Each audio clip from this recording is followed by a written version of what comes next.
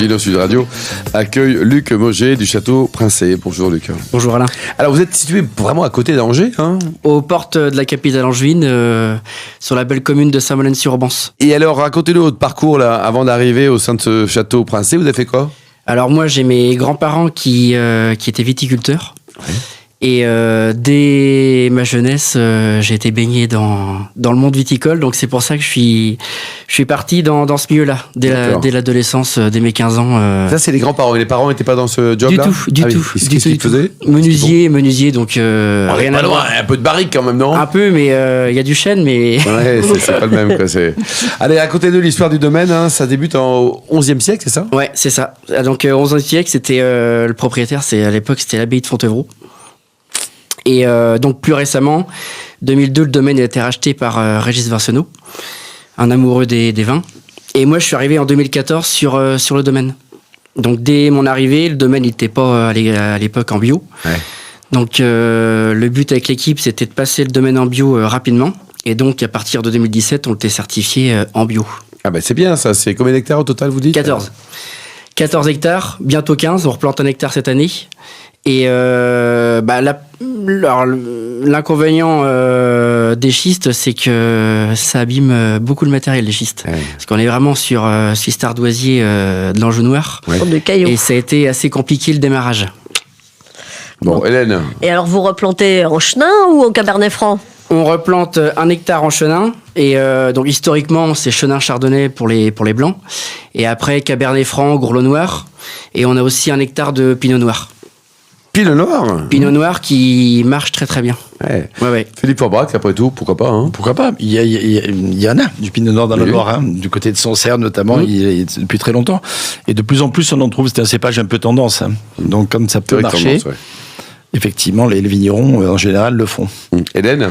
Alors, depuis votre arrivée, effectivement, il s'est passé énormément de choses. Vous le disiez, vous êtes arrivé en 2014, certification bio 2017, puis après, ça s'est accéléré. 2022, construction d'un nouveau chai. Voilà, construction d'un nouveau chai. Alors, l'ancien chai, techniquement, était plus opérationnel. Donc, il a fallu reconstruire un chai vraiment dans le cœur du vignoble, hein, vraiment au milieu du vignoble, hein, au pied des schistes, entre les schistes et l'argile schisteux de l'autre côté. Avec un caveau de dégustation, une cuverie inox thermorégulée. Et du côté d'une fortune, ça. C'est surtout le matériel, les cuves qu'il a fallu acheter, qui a coûté beaucoup d'argent, la thermorégulation, et donc un chat barrique et un caveau de dégustation. Entre-temps, il y a eu la certification en biodynamie, voilà, en biodynamie 2023. Plus récemment, voilà, exactement. Et puis 2025, vous dévoilez votre nouvelle identité. Voilà, exactement. Donc nouvelle étiquette, nouveau packaging, des nouvelles cuvées, dont le pinot noir.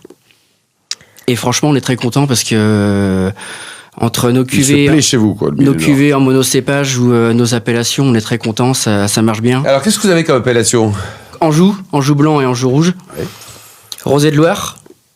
Anjou Brissac. Il est sucré ou pas, l'Angers de Loire ? Sec. Ah. Sec. Ah. C'est pas du cabernet d'Anjou. Voilà. Et donc, Anjou Brissac et Coteau de Lobance pour les moelleux. Et un peu de crément. Et crément de Loire. Oui, forcément du crément, parce que voilà, ça avec le gros lot noir, avec le cabernet, c'est bien d'avoir du crément. Ouais. Il y a du succès, vos bulles ? Ouais, ça marche bien. Ouais. Ça représente quand même 30% à peu près. Ah, quand même. C'est énorme. Toutes les bulles marchent très très bien. C'est toujours un truc. Marche très bien. Voilà. Alors, vous disiez tout à l'heure, Alain, que tout ça avait dû coûter une fortune. Oui. Donc, comme tout à l'heure, ça a été dit par Luc, derrière...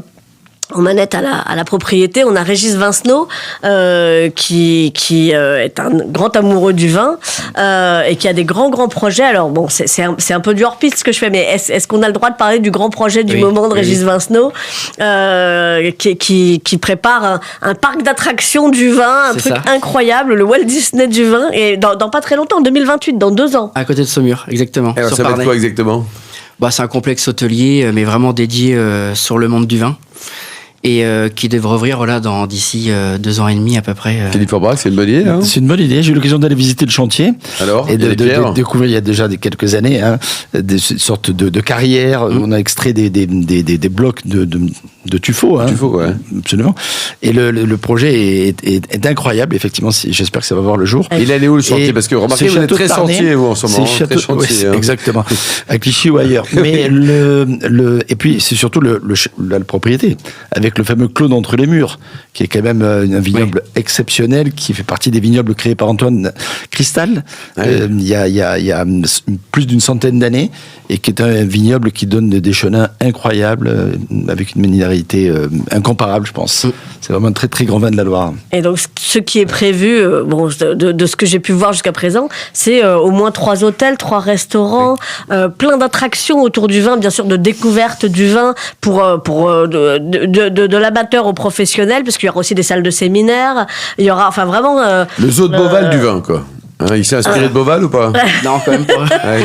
Non, mais bon, on n'en est pas si loin, et géographiquement parlant, je veux dire. Oui. Et franchement, si ça marche, ça a l'air top. Et puis, oui, effectivement, le chantier existe depuis longtemps parce que il existait avant le Covid, donc ça a été retardé par le Covid, puis par la guerre en Ukraine, par la hausse des prix de l'énergie, par plein de choses. Mais là, ça a vraiment l'air d'être relancé. C'est reparti, exactement. Et on peut espérer que dans 2 ans, à cette heure-ci, on sera en train de l'inaugurer, et c'est chouette. On fera une émission spéciale de Une Vidéo Sud Radio en direct. Voilà. Il annonce ce parc. Pour l'instant, ça reste à dévoiler. Château de Parnay City. Voilà, oui, c'est ça. Exactement. Ouais. Allez, on va revenir quand même au vin du Château de Princé. On était là pour ça. 4 gammes de vins, signature, intemporel, plaisir et les émissions limitées. Exactement. On commence par les signatures. Donc logique. les signatures, Anjou-Brissac avec la cuvée Rubus. Notre cuvée ardoisière en chenin. Rubus qui est en rouge. Voilà, Cabernet Franc. Notre chenin, notre cuvée ardoisière, qui est là, c'est un parcellaire vraiment qui est sur les schistes avec la belle colonne vertébrale des schistes, la belle tension. Le coteau de Lobance, en chenin également. Oui. Et mais en moelleux pour le coup. En moelleux, oui, en moelleux. Et après, on a un liquoreux aussi qu'on va vraiment faire sur les très très bons millésimes. Ah, c'est pas chaque année, hein. Pas chaque année. Là, par exemple, sur 25. Le de la Loire. Hein. Le 2025 est en barrique, mais après, on peut être 5-10 ans sans en refaire. Ah oui. Ouais, c'est vraiment les très très bons millésimes. Ça marche bien, parce que ça marche pas toujours très bien, les liquoreux. Nous, ça marche très très bien. Ouais, tout marche bien chez voilà, vous, en fait, si on les présente bien, puis voilà, ça reste dans des quantités, c'est 1000-1500 bouteilles. Philippe Forbach. Puis non, les chenins liquoreux ont toujours cette capacité à garder un palais frais en finale de bouche. Il y a toujours une acidité. Et ça, c'est formidable. Surtout avec le coteau de Lobance. C'est très digeste. Exactement. Et après, donc, la cuvée, nos cuvées Princé, donc Princé blanc, Princé rouge. Donc, Anjou rouge, Anjou blanc. Notre rosé de Loire. Et après, donc voilà, notre gamme plaisir avec les monocépages en chardonnay, en pinot noir et en Gourlot noir. Et tout ça, ça vient de vos hectares. Hein. Vous avez voilà, des 14 hectares. 14 hectares, quoi. Donc, la gamme de prix, ça va de combien on trouve tout chez vous, hein? Ça commence en dessous de 10 euros, à 9 euros à peu près, jusqu'à 38 euros pour le liquoreux. C'est sympa, 100% gros lot, c'est pas très courant. 100% gros lot, c'est très très bon. On est vraiment sur les épices, des belles épices du gros lot. Alors, il faut le ramasser vraiment à belle maturité, avec des petits rendements, mais c'est très très bon. Température de service de ce vin, vous le conseillez à combien? Limite sortie du frigo, on le conseille des fois à sortir du frigo. 12 l'été, ouais. À 12 degrés, quoi. Et pour les rouges, là, on est un peu plus, non? Et pour les rouges, température 13-14 pour l'Anjou rouge et un peu plus pour le Brissac. Ouais.